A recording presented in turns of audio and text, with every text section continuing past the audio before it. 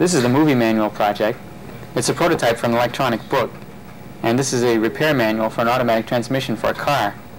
We start at the table of contents, and I can touch parts of the transmission and get a quick description of what's in that chapter for that subassembly. I can browse around by touching other parts of the transmission and continue to get descriptions for each of these chapters.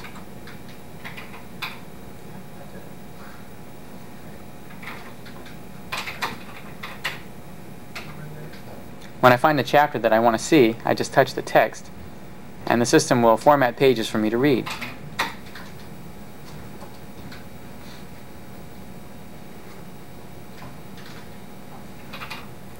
The words or phrases that are lit up in red are available as glossary words, so I can get a different definition by just touching the word, and the definition appears superimposed over the illustration.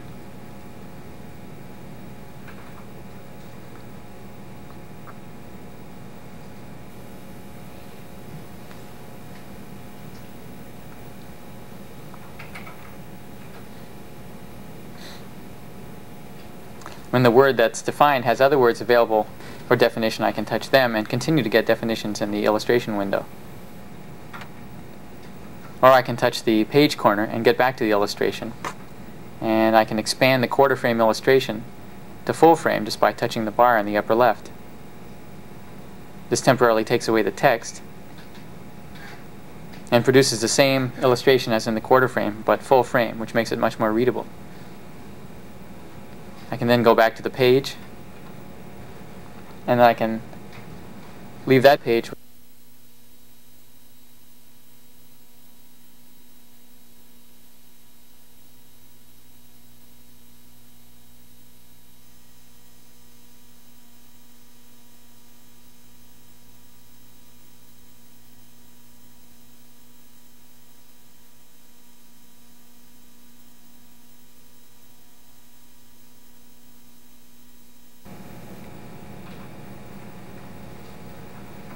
Here's another example of a page with glossary words highlighted in red.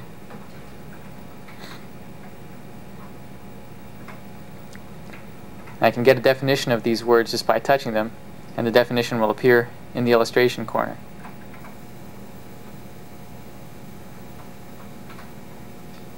I can get back to the illustration, but in this case it's not a single frame, but it's actually a movie of someone coming into the frame and doing the repair that's described in the text.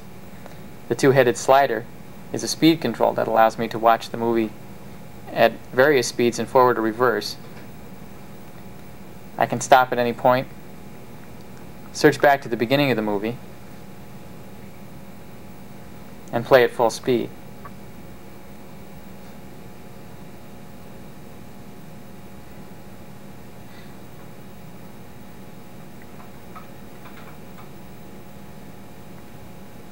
In addition, if I want to see more detail, I can expand the quarter frame illustration to full frame. The page of text is temporarily taken away, and the movie is displayed as a full frame movie. I can go back to the beginning and play the movie at full speed.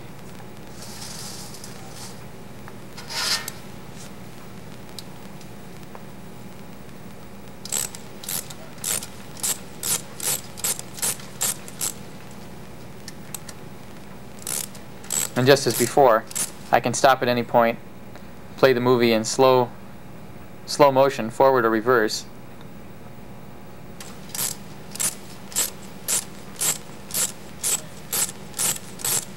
Or I can go back to the original quarter frame illustration and the page of text.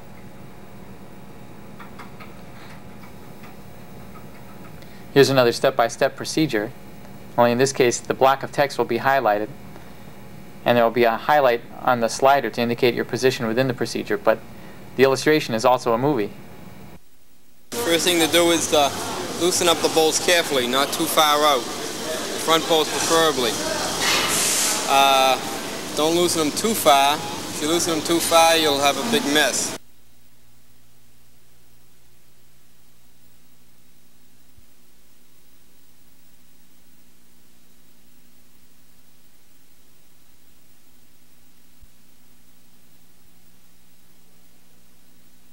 sure you line the pan up under it.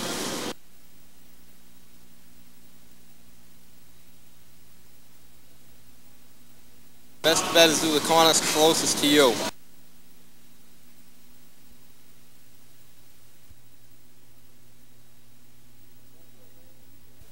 The rest of the way is, if you have to loosen it up a little more, loosen the bolts by fingers, because you're going to have them all loose and, fairly loose. Not loose, but loose enough.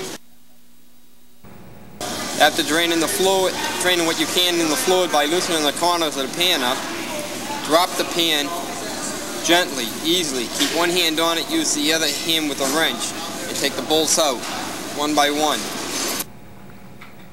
That's an example of how to do the repair the correct way.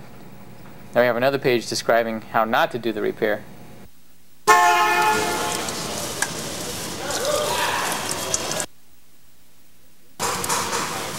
When draining the transmission oil, it's important not to loosen the pan bolts too fast or too far.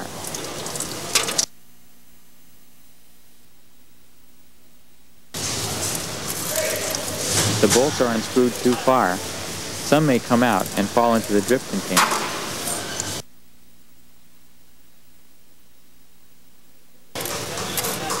If the bolts are too loose, the pan may tilt open suddenly, spilling oil beyond the drip container.